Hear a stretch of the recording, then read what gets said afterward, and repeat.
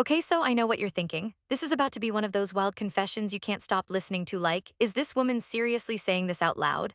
But honestly, it's my life, and if I don't spill it somewhere, I think I'll just combust. So here goes. Imagine me late at night, sitting on my hotel bed with nothing but the glow of my phone, my playlist humming some old school R&B in the background, and my marriage basically running on fumes. I'm 28, married. Two kids, one in elementary school, one still convinced that crayons are food. My husband, he's a good man, that's what everybody says. You're so lucky, they always tell me. He works hard, he comes home. Sure, he also falls asleep in front of the TV every night and hasn't asked me how I'm really doing since maybe the Obama administration. If you've ever been so lonely you start talking to yourself while folding laundry, you get it. I didn't start out looking for trouble. Really. I mean, who wakes up one day and decides, you know what, let me risk everything for a asterisk feeling? But that's the thing, feeling anything started sounding way better than feeling nothing at all. So let me set the scene. It's a Tuesday night and I'm scrolling Reddit, not looking for anything specific, just killing time before another work trip. My job keeps me bouncing between South Carolina, North Carolina, Virginia. Always on the move, always alone in new places where nobody knows me as so-and-so's mom or Mrs. Responsible. Just me. That night I typed out this post. I almost deleted it a dozen times before hitting submit, married with children but have felt the loss of that spark for years. I guess I'm here now to feel something, who knows? It was like sending a message in a bottle out into the universe, the digital universe that eats secrets for breakfast and spits out drama by lunchtime. Within an hour, my inbox was blowing up like I'd set off fireworks in church. Men from every state, some boring as unsalted crackers, some straight-up creeps, and then a few who sounded real. You know when someone writes something that makes you laugh out loud for real? That's rare online. But wait, let me back up a second because you have to understand how weird it felt for me to even do this at all. I am not the DMs open type. I'm introverted as hell, give me a quiet room and headphones over a party any day. And if you saw me, African-American woman 58, carrying some extra pounds that my grandma says are just blessings in disguise. I don't walk into rooms expecting heads to turn. Still, I wanted someone who got it. Someone married but starved for connection, someone who knew that sometimes it's not about sex or sexting or swapping pictures right away, but about finding someone who makes you remember how good it feels to laugh. The first guy who messaged me, let's call him Mike. Mike was persistent, like 5 messages before I even had time to reply once persistent. He was married 3 kids and apparently more free time than sense. Hey there, you sound fun, what brings you here? I could almost hear him winking through his keyboard. I replied back because why not? We traded stories about our kids' weird eating habits and swapped playlists. He was into classic rock, not my thing. But he kept steering it in a direction that made me uncomfortable. Ever thought about sneaking away during one of your trips? Nope, hard pass, next. But then came Jordan from North Carolina, a father of 2 girls and married 10 years just like us. His first message. I get what you mean about the spark. Sometimes marriage feels like living with your sibling. It made me laugh out loud and choke on my tea, so we started talking. At first it was innocent, just venting about busy schedules and how nobody warns you marriage can feel like being trapped in an endless loop of grocery shopping and school drop-offs. Jordan got it on a level that made my heart ache. He told me about his wife, how she was lovely but distant lately, always busy with work or her phone or volunteering at the school PTA but never really present anymore. We started sharing little details, the kind only people who feel invisible swap in secret. Favorite songs, he loved old Motown. Guilty pleasures, he confessed he watched baking shows when he couldn't sleep. Embarrassing parenting fails, his youngest once tried to flush an entire roll of toilet paper. Every night after my family went to bed, we'd chat for hours until our eyes burned from staring at our phones in the dark. And listen, I know how this sounds, emotional affair alert, but at first it didn't feel that way at all. It just felt like having a friend again, a friend who saw me instead of looking through me. But things got complicated fast. One night after a particularly rough day, I'd been chewed out by my boss for missing some tiny detail on a report. I messaged Jordan, I just wish I mattered more. He didn't send platitudes or tell me to cheer up.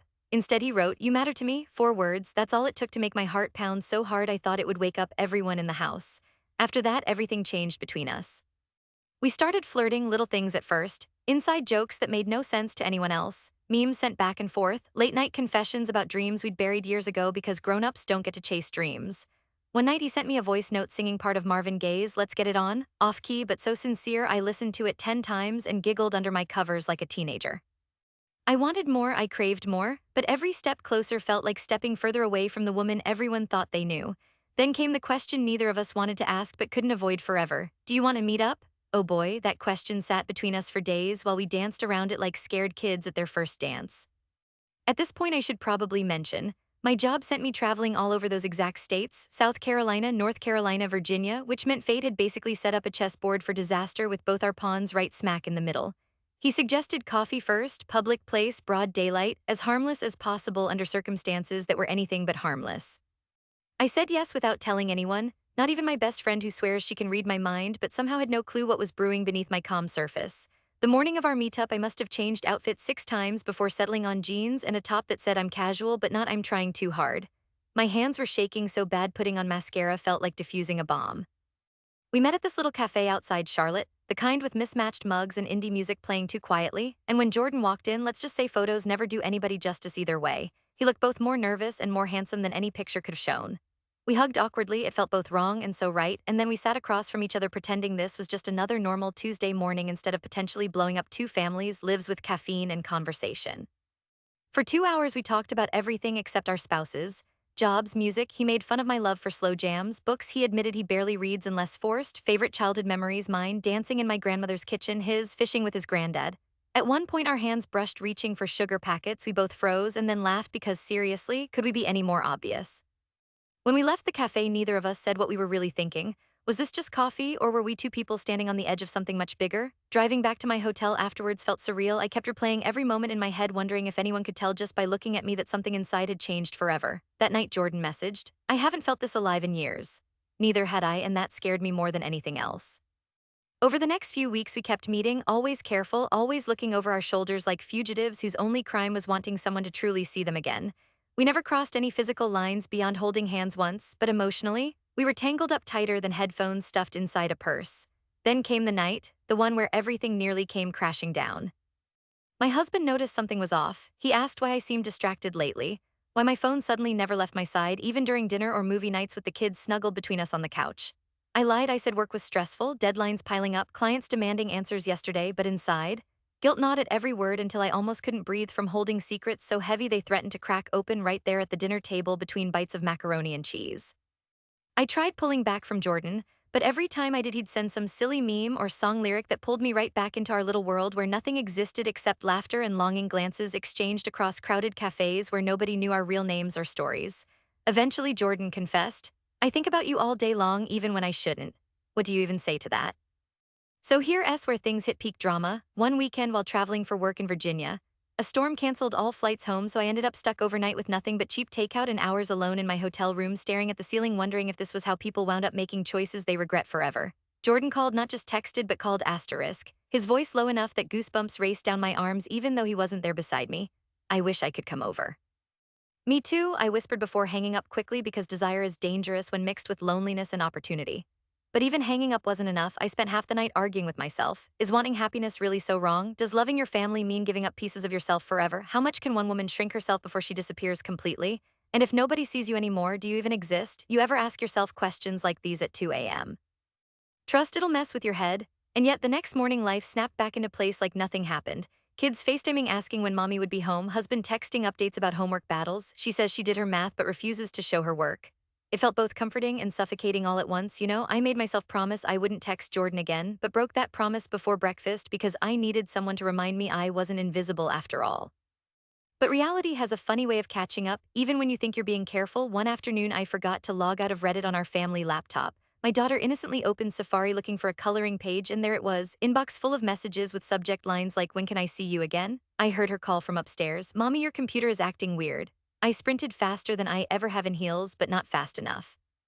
My husband standing behind her, already reading over her shoulder, eyes wide. Face blank, I felt everything freeze inside me like time stopped moving altogether, then his voice, not angry yet not gentle either, "You care to explain what this is?" It took everything I had not to collapse right there. "We sent our daughter downstairs. Go finish your snack, honey." While he closed the laptop gently, a kindness so sharp it hurt worse than yelling ever could, he waited and waited. And finally, "Is there something going on I should know about?" I tried lying again, but when your whole life is laid bare, there's nowhere left to hide, so I told him everything, well, not everything, but enough. How empty I'd felt, how lonely, how sometimes I just needed someone to talk to who remembered who I used to be before bills and babies turned love into logistics. His face never changed, but his silence screamed louder than any argument could have. It lasted days. Us circling each other like strangers trapped inside someone else's house. The kids noticed, "Why are mommy and daddy sad?" I found myself apologizing 10,000 times without using words at all, just making his coffee extra sweet or folding his shirts perfectly, hoping maybe gestures could fix what secrets broke. But even after all that, the wildest part, I still missed Jordan, missed laughing until my stomach hurt over dumb jokes nobody else would ever find funny, missed feeling seen, even if only through glowing screens late at night while everyone else slept peacefully believing nothing bad could ever happen here. Eventually things settled into an uneasy truce at home. We agreed no more secrets, no more solo trips unless absolutely necessary, but trust doesn't grow back overnight, it limps along wounded, trying not to bleed everywhere kids might see. Jordan faded away too, not dramatically, but quietly like a song fading out after its final chorus. We stopped messaging as much until one day weeks passed without hearing from him at all. I threw myself into family life harder than ever before, volunteering for field trips, baking cupcakes, helping with homework until exhaustion became its own kind of escape. But sometimes late at night when everyone else is asleep, I still scroll through our old messages, rereading every joke, every confession, every silly song lyric, wondering if maybe somewhere out there he feels just as lost as I do now. I wish I could tell you there's an easy ending, that lessons get learned neatly tied up like sitcoms by episode 22, but life isn't TV. Sometimes heartbreak is quieter. Sometimes forgiveness is unfinished business. And sometimes secrets never really stay buried. They whisper through your dreams, reminding you how close you came to burning down everything just for one more taste of feeling alive. The craziest part, if given another chance, I'm not sure I wouldn't do exactly the same thing again, because deep down, don't we all want someone who sees us, even if only briefly, in ways nobody else ever will? And tonight, as rain taps against my window somewhere far from home, I wonder if Jordan is listening too. Wondering if maybe, just maybe, the story isn't finished after all.